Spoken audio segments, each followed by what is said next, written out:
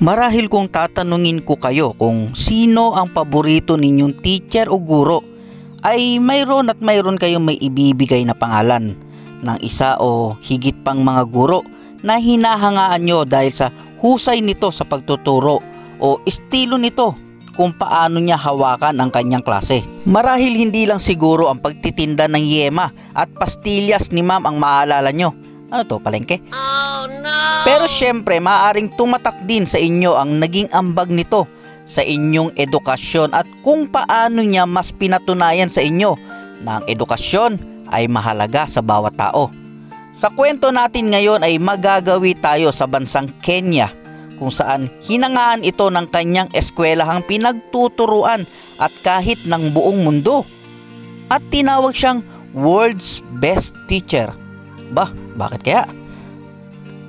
Bakit kaya siya naging World Best Teacher at ano ba ang naiambag ni Sir? At dahil may kwentong nakatago ay hahalukayin nating muli upang ilahad ng buo ang kabayanihan ni Mr. Peter Tabachi.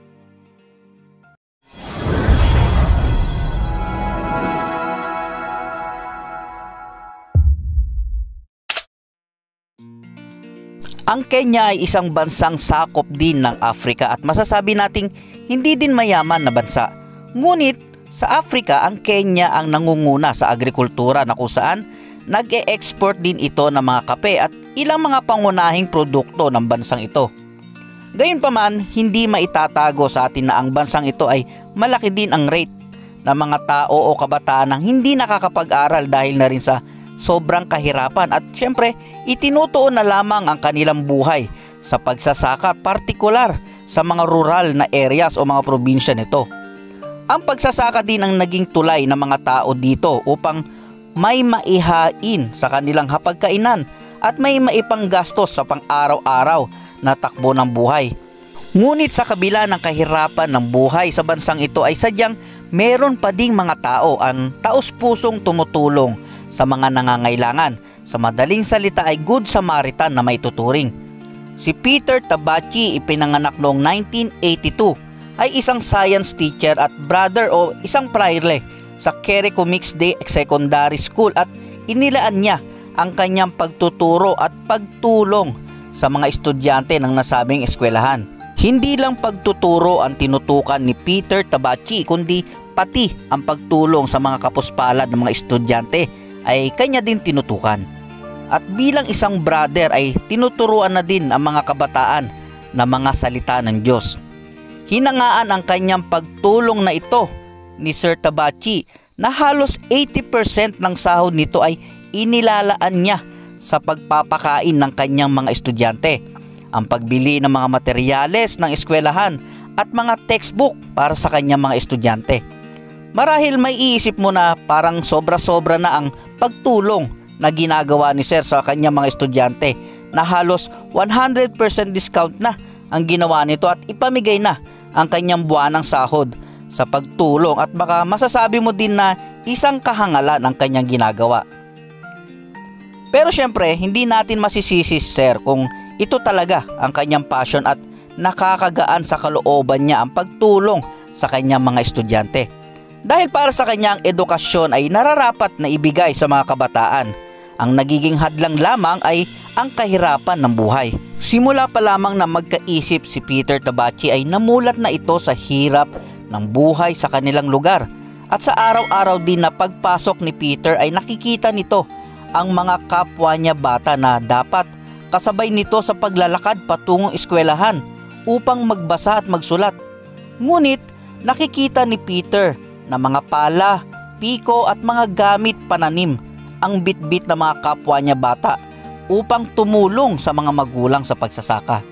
Naging dahilan ito upang tumatak sa kanya na maswerte pa rin siyang tutuusin kumpara sa mga batang hindi nakakapasok sa mga eskwelahan. Hindi man ganon karangya ang kanilang buhay, ngunit naisip niya na kahit papaano ay mapalad pa din siya, hindi gaya nila. Sa kanyang paglaki, baon ni Peter isang malaking layunin at misyon na gusto niyang gawin oras makapagtapos ng pag-aaral. Sa kanyang pagtatapos ay ganap na ngang naging matagumpay na guro si Sir Peter Tabachi. Una ito nagturo sa isang private school at ngunit nakita nito na hindi iyon ang lugar niya. Dahil nga private school ay naisip ni Sir Peter na hindi ang mga batang ito ang dapat niyang tulungan dahil bukod sa kahit papaano ay nakakaangat sa buhay, may mga batang mas walang kakayahan mag-aral kesa sa kanila. Umalis si Sir Peter sa private school na ito at lumipat nga sa Quericumic Secondary School sa Rift Valley Province. Dito napagtanto ni Sir Peter na ito ang lugar niya. Ito ang mga estudyanteng dapat niyang tulungan. Gayunpaman, hindi naging madali para kay Sir Peter na gampanan ng ganon kabilis ang kanyang misyon dahil unang-una, kahit gusto niyang tumulong para matuto ang mga estudyante ay nasa mga magulang pa din ang pagpapasya kung libro ba dapat ang ipapadala sa mga anak o mga gamit na pananim. Sa unang araw ay napansin agad ng ating bidang guro ang kawalang gana sa pag-aaral ng kanyang mga estudyante sa kanyang klase.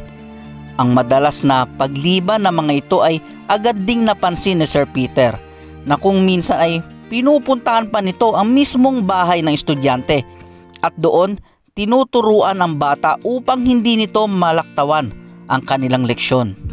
Gayunpaman, hindi ang marupok na pag-iisip ng mga estudyante ang dahilan ng mga ito kung bakit walang gana sa klase ang mga bata, kundi ang kawalan ng laman ng tiyan ng mga bata ang nagiging dahilan ng panghihina at walang gana sa klase.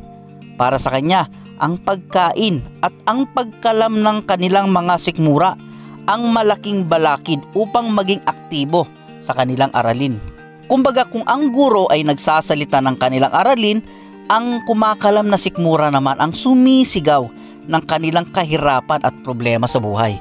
Sa madaling salita, mas nangingibabaw pa din ang kawalan na makakain kesa sa pagnanais na makapag-aral. Isang bahagi na lalong nagpalumo sa kanya at kung minsan ang salitang, "Sir, kahapon pa ako hindi kumakain," ang lalong nagpapadurog sa puso ng ating bida. Gayunpaman, dahil sa pagnanais ni Sir Tabachi na matulungan nito ang kanyang mga estudyante sa realidad na kahirapan ng buhay, ay kinausap nito ang mga magulang kung ano ang halaga ng edukasyon sa mga bata. Sa pagkakataong ito, mga magulang naman ang tinuruan ni Sir at balita ko naging behave naman. Ipinaintindi ni Sir na lalo silang hindi makakaraos sa kanilang kahirapan kung ang edukasyon ang mawawala sa mga bata. Sa pagkakataong ito, hinikayat at niligawan ni Sir ang mga magulang at hayaan na lamang na pumasok ang mga kabataan sa eskwelahan at siya na bahala sa kumakalam na sikmura ng mga ito. Sa nagdaang mga araw, pagkatapos na makausap ang mga magulang ni Sir Peter, ay napansin nito na tumataas na ang bilang ng mga estudyante na araw-araw pumapasok. At bilang isang pagganti sa pag-iintindi ng mga magulang sa gustong iparating ni Sir Peter, ay tinuruan nito ang mga magulang na mga tamang paraan sa pagsasaka na siyang lalong naging tulay upang maging mas maganda ang ugnayan ng mga magulang at ang paaralan.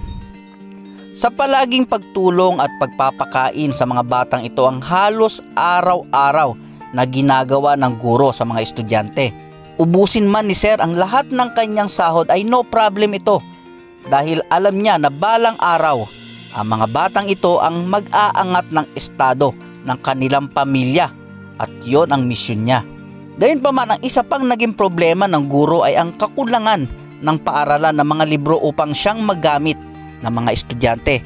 Mayroon din namang nag-iisang computer sa kanilang eskwelahan, subalit halos hindi na din ito mapakinabangan dahil sa kawalan ng magandang signal ng internet. Pero sadyang masigasig ito at dumadayo pa ito ng kabayanan na may layong 7 kilometro upang mag-research sa isang computer shop at pagkatapos ay tsaka nito ipiprint ang mga susunod nilang aralin. Dahil ang Kenya ay kilala din bilang bansa na may mga magkakalabang tribo, gumawa si Sir Peter Tabachi ng isang peace club upang pag-usapan ng mga estudyante at mga magulang ang mga solusyon sa kanilang problema. Hinikayat ni Sir Peter Tabachi ang mga magkakalabang tribo na magkaisa ang mga ito upang hindi madala ng mga estudyante ang karahasan sa eskwelahan.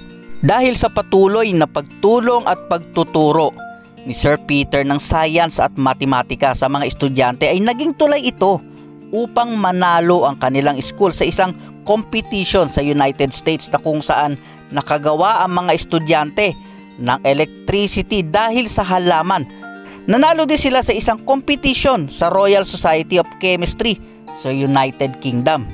Ang mga parangal na ito ang naging daan sa mga estudyante na magkaroon ng scholarship sa kolehiyo dahil sa mga naimbentong kagamitan.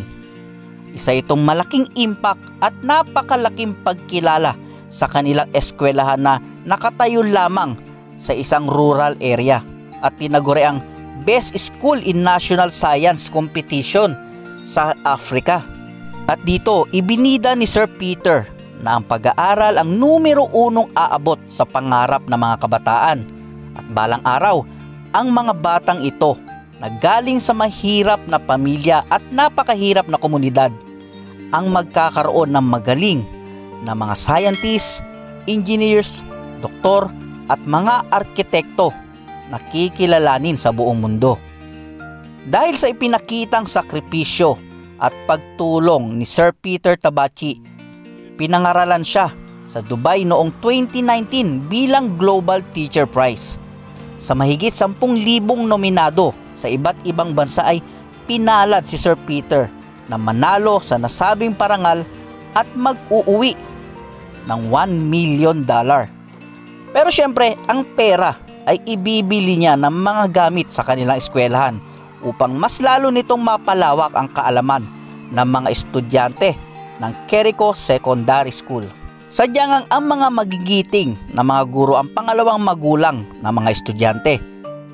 May mga hindi magagandang issue man o natutulpo ang ilan, ay hindi pa rin matatawaran ang sakripisyo ng mga guro na umaakay sa kinabukasan ng mga estudyante.